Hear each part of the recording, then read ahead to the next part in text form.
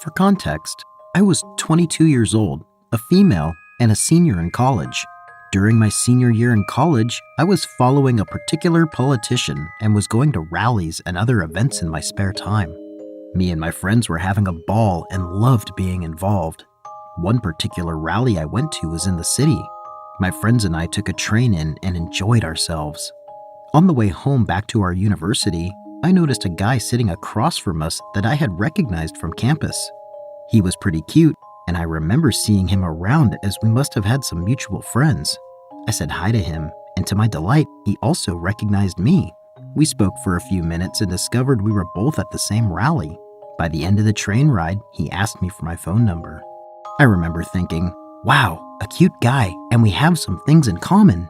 I gave him my number, but didn't think much past that. About a week later, I received a text from him. He asks me if I'm free this weekend and if I would be interested in meeting up and having a drink. This particular time was during a break from school, so not many people were around. For whatever reason, I had chose not to go home. In my naive mind at the time, I thought, great, I have my place all to myself. I meet him at our local bar and we have a few drinks. It was pretty quiet for a Friday, as it was break time, and after an hour or two, decided to leave. I invited him back to my place for a bottle of wine and hang out some more. He wound up staying the night and leaving in the morning. But when I woke up, for whatever reason, I had an uneasy feeling. Nothing bad happened per se. I just didn't like how things had went. I felt like he was so serious, not laughing or smiling the entire evening. Although he always had a drink in his hand, I realized he wasn't really drinking them. The entire evening he was kind of shifty and nervous. The only way I can describe it is like he was on a mission and waiting for something. These were all red flags to me. I felt bad, but I just was not interested in the guy. To my relief, he didn't text me for a while after that, and I assumed he came to the same realization that it just wasn't a good match. That is, until about 2 to 3 weeks later. He writes me a message telling me that he's been busy but really wants to meet up this weekend and catch up. This particular weekend, my older sister was having a large party for her husband's birthday at their house a few towns away. A few of my friends and I were going, and there was always a very large group of people at their parties, about 50 to 60. Now, let me be clear. These parties were not your typical get wasted and stay up till the cops get called type college parties. They were more of an adult type party, given my sister's husband is fairly older than us. Don't get me wrong, there was plenty of drinking going on, and they were very fun, just more of an adult type barbecue with day drinking. Me and my 2 girlfriends were going to spend the night as I was going to drive there, but obviously we would be drinking. The party started early at 12 p.m. Against my better judgment, I invited him to the party thinking it couldn't hurt. I gave him the address and time. He seemed very interested and agreed to come. The day of the party was so fun, and my friends and I were having a blast. I must admit, I did have a sinking feeling and was not looking forward to seeing the guy. Then, to my absolute and utter relief, I get a text from him saying he will be unable to make it. I could finally relax and enjoy the party. By about 12 a.m., everyone is exhausted from a day of full-on drinking and the party is winding down. Most of all the guests have gone home except my friends and I and a few other guys, friends of my sister's husband who are also sleeping there, and of course, my sister and her husband. My sister has one guest room which was taken and a fully carpeted and finished basement. We had various blankets and pillows and we were all going down to sleep there on the couches or pretty much anywhere you could lay. As I'm about to go down to the basement and get ready for sleep, the man walks through the front door. No knocking, no text, no anything. Just confidently walks straight in the house. I don't know why, but my initial reaction was fear. I pretended to be happy to see him and gave him a small hug. I asked him why he was there, to which he never gave a real response. All of the lights were out and everyone was gone. I was gesturing around and hinting at him that the party was over and that he had missed it.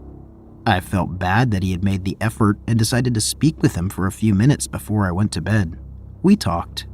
I told him I was going to get ready for bed and that I'm sorry he missed the party. He says, yeah, that's fine. This dude is just not getting the hint to leave. I leave the room and go to change my clothes and set myself up a bed, brush my teeth, etc. I'm just hoping that he will leave, but I don't hear any movement from the other room. When I come back to the living room to check to see if he's actually still there, he is. And he is asleep on the couch. I obviously found this strange, but just assumed it was late and that he must have been really tired. He didn't seem out of place, as there were various other people sleeping at the house as well. I went to the basement and found myself a place to sleep on the floor. About 30 minutes to an hour later, I'm lying on the floor, still awake, thinking about how weird it is that he showed up. It's pitch black, and there are a few other people sleeping there, including my friends. I hear someone in the dark slowly coming down the stairs. I see they are holding a cell phone light to guide them. As the figure reached the bottom of the steps, I see that it's him. Now, he has never been to this house that is in a nice suburban area, not a frat house. And I did immediately think it's weird that he would randomly be walking through a house of a person he doesn't know. I pretended to be asleep. As I lay there frozen, I suddenly feel a tap on my shoulder. He doesn't say a word. He is over me and trying to wake me up. I don't move and pretend to be asleep. I lay there in the dark silence and am listening for his footsteps to walk away. I can tell he is holding a light over me. Then, with no warning, this man takes a step back and with his boot on, kicks me full force in the face. I'm not talking about a little tap with his foot to wake me. No, full force boot kicks me directly in the face. My face goes numb. I don't know what just happened. I can feel blood running down my nose. I open my eyes and look at him, and all I can remember saying is something like, "Why did you do that?" He just stared at me blankly and said nothing, turned around and walked back up the steps. I lay there, paralyzed in fear. My heart is beating 1,000,000 times a minute. I don't know how long it was until I garnished the courage to get up, but eventually I army crawl in the dark over to my friend. Another man near her wakes up as well, and I explain what happened. We're all half drunk, dazed, and confused to say the least. I can't stay in this basement. I know he left, but I was so scared. My friend and the other guy offered to take me upstairs so I can sleep in my sister's room. I go into my sister's room and lay next to her bed on the floor. I shut the door behind me, but unfortunately, there was no lock. I don't know how, but eventually I fall asleep. At some point, it's now morning, I wake up to my sister leaning over me. She asks, "What happened to your face and why are you in my room?" Right as I'm about to answer her, my friend who helped me the night before comes flying into the room. She tells us that the guy is still there and asleep on the couch. She runs out and I can hear her screaming at him to get up and get out. I hear him arguing back and asking where I am. My friend tells him I've left and he begins arguing that he knows that my car is still here. I have no idea how he knew which car was mine, as he had never seen it before, and that I hadn't taken my purse. Eventually, he leaves. After that night, he wrote me a message a few days later as if nothing had happened, asking me to hang out again. I blocked him and have never heard from him again after that.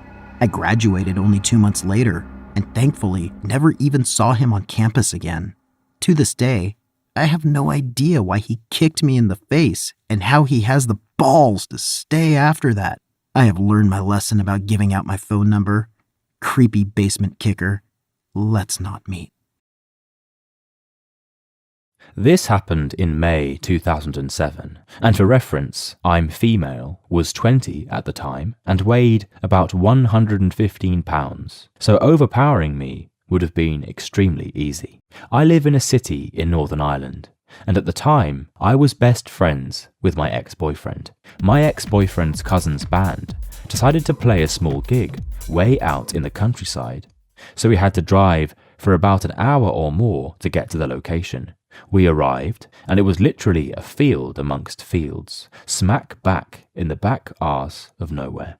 Apparently, one of the members of the band knew the owner of this field, and apparently we had permission to be there. I never checked, so I don't know, but whatever. There were several cars already there when we arrived. Me, my ex, his sister, and 2 friends travelled together. We had packed the car full of tents, sleeping bags, and a ton of alcohol. The plan was to watch the band, then blast some tunes, have a bit of a party, and spend the night in the field in our tents. The way the field was laid out was kind of in an L shape. All the tents were set up around the corner, and the band had set up a generator across the field on the other side. Then beside where the tents were, there was a hole in a bush to the other field. We went through here to go to the toilet, so we had some privacy from everyone. There was roughly 30 to 40 people in the field, and the band started playing. We started drinking and generally having a great time.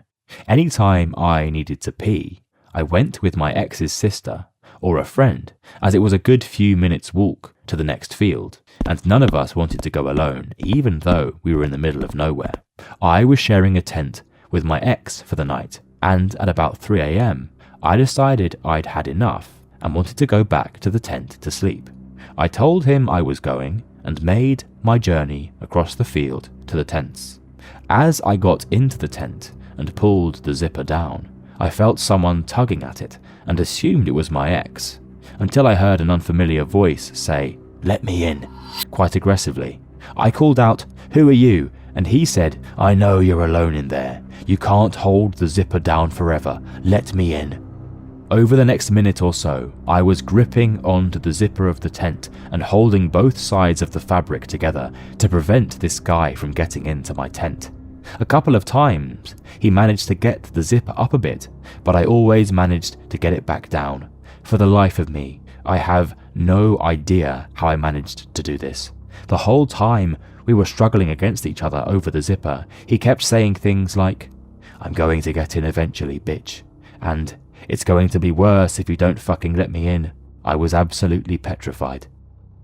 Then I heard my ex-boyfriend's booming voice shout, "What the fuck are you doing at that tent?" Then I heard a smack and a thud, and my ex called to ask me if I was okay.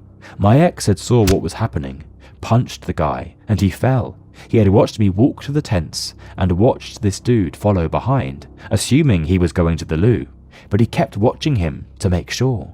When he saw him turn towards the tents, he came over to make sure I was okay. Thank God he did. Anyway, a huge fight broke out, and then one of the creepy guy's friends ended up hitting him too. Turns out he was known for this kind of creepy behavior and had been in trouble with the law for sexually harassing women in the past. And my ex's cousin had said that he was staying over at her house with her brother one night, and she woke up to find him standing in her room watching her sleep. I really don't know what his intentions were had he managed to fight his way into the tent that night. No one would have heard anything as the music was so loud, but thank goodness my ex still cared enough about me to keep an eye on me as I made my way back to the tent that night. My ex actually bumped into the guy a few weeks later and told me that his lip was still pretty busted up and looked like he was going to have a permanent scar from the 2 punches.